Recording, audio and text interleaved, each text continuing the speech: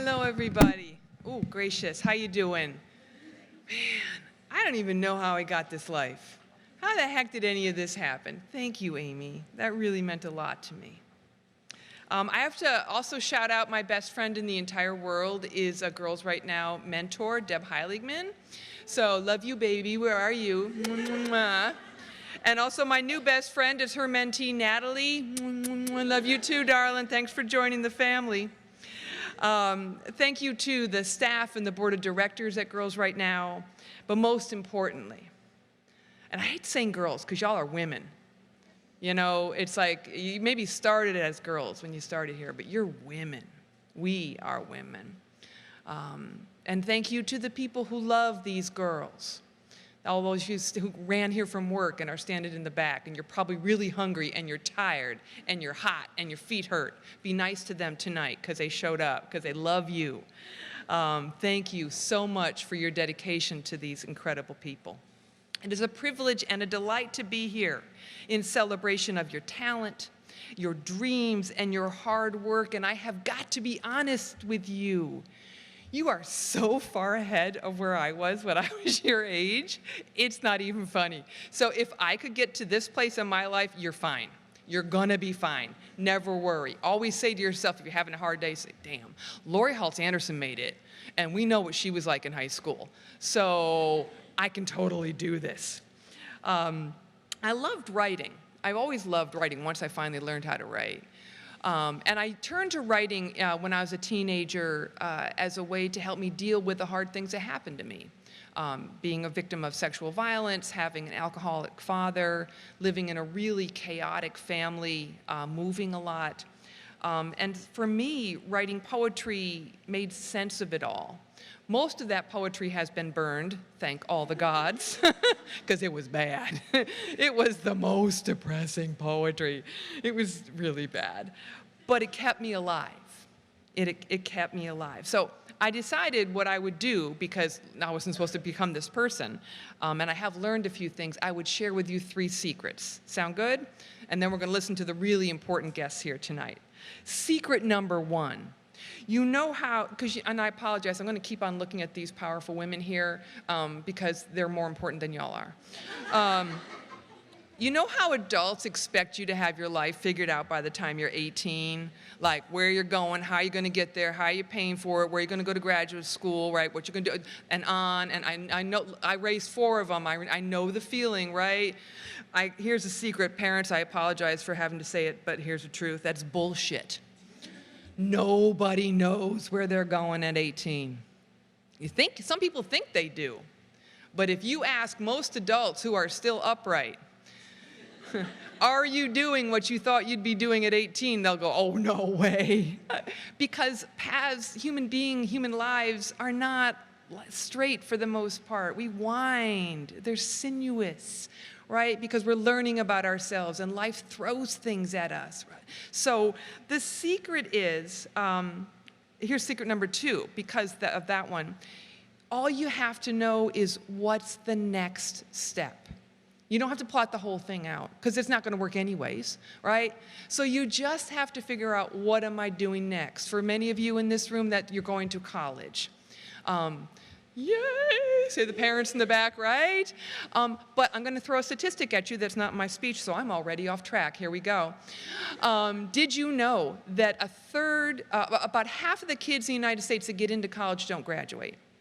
Right? That's a statistic. That's a hard one. A lot of that has to do with finances, so that's why we all got to take care of the money. The other statistic that we don't talk about very much is 1/3 of kids transfer. So when you get into college and you're not feeling it, give it a semester, maybe give it 2, but you're working hard to be there. And if they're not meeting your standards for what you need out of that educational institution, start looking around because you'll find someplace that fits you better. This is about you getting the chance to be the best you. And when you think about when we start looking at colleges, sometimes at 16 or 17, you don't know who you're going to be when you're 19. So don't forget that. Actually, I think I have an extra secret in here. To be a writer is to hustle. To be a writer successfully is to hustle. That's what I learned at a very early age. The first step for me as a teenager, my mother put the application for my working papers in my birthday card when I turned 14 years old, because that's the kind of family I had, and that was a very loving gift for her to give to me. So I had to have jobs that had paychecks starting at that age. I was writing for fun. I was going to school. I was an athlete. I occasionally showed up for clubs too, but I worked. I worked at a clothing store. As I got a little bit older, to pay for college, I worked on a dairy farm and a pig farm, milking cows. Cows are much nicer than pigs. Pigs taste better. But I was actually a vegetarian for a while, and then I worked on a pig farm, and then I was like, give me the damn bacon. Because they're nasty. Pigs are nasty, nasty creatures. Working on a dairy farm, though, getting up and milking cows and shoveling manure, which is excellent preparation for being a writer, by the way. You know, got to learn how to shovel it, especially if you're getting paid. That was how I paid for community college. I am an extremely proud graduate of Onondaga Community College in Syracuse, New York. We have yes. There is so much disrespect for working people in this country, and one of the worst aspects of that disrespect is disrespecting community colleges, because that's how children bring their family to the next level. I could not have gone to a four-year school in the beginning. I went to community college, and that's where my brain turned on. Plus, I was tired of smelling like cow poop. So I worked really hard. I was hustling, and I did so well at community college, I got a scholarship to Georgetown University, where I did not study writing. I never studied writing. Nobody in publishing has ever asked me if I studied writing. They didn't even want to know if I went to college, but you need to go to college, okay? I'm just telling you that. Just listen to me about that. I was still writing for fun. I was working as a lifeguard. I was working in any clothing store. I had the experience of getting turned down for jobs over and over and over again because I wasn't qualified or I didn't have the nice clothes. But I kept working. After college, I sold Time Life books on the phone. I apologize for everybody I called. And I started to try to write for publication. But I was also writing for fun. And that's its own form of hustle. It really is. And we are such a consumer-driven culture, and if you're from a family like mine, where things aren't handed to you, you're so always aware of the need to pay for things.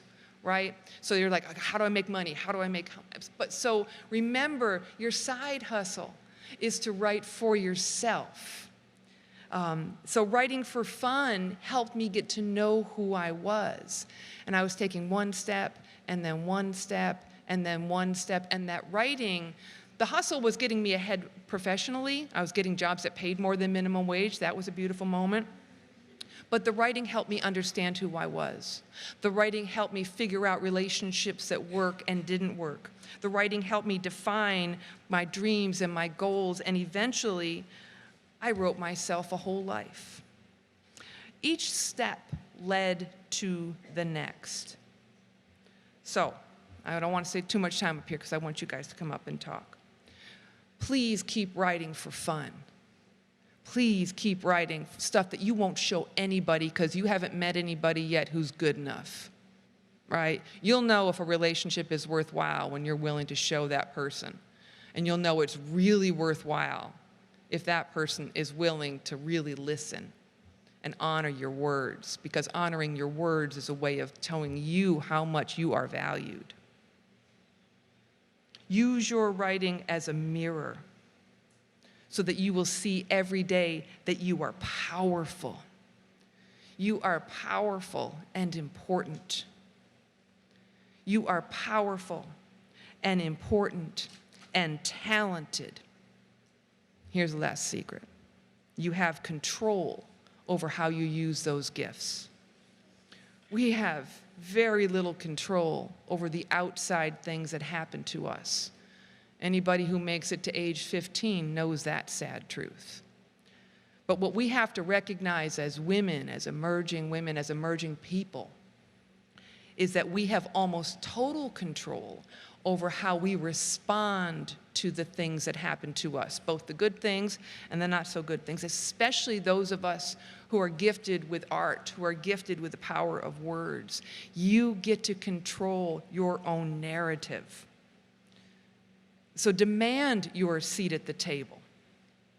If it's not granted to you, push a new table up. Bring your own chair. Get to know the people who will scooch over, because we need you at all of the tables. Empower your voice by showing up on the page. Write yourself the life of joy and adventure that you all deserve. Now I'm going to get out of the way because I can't wait to listen to your magical words. Thank you very much.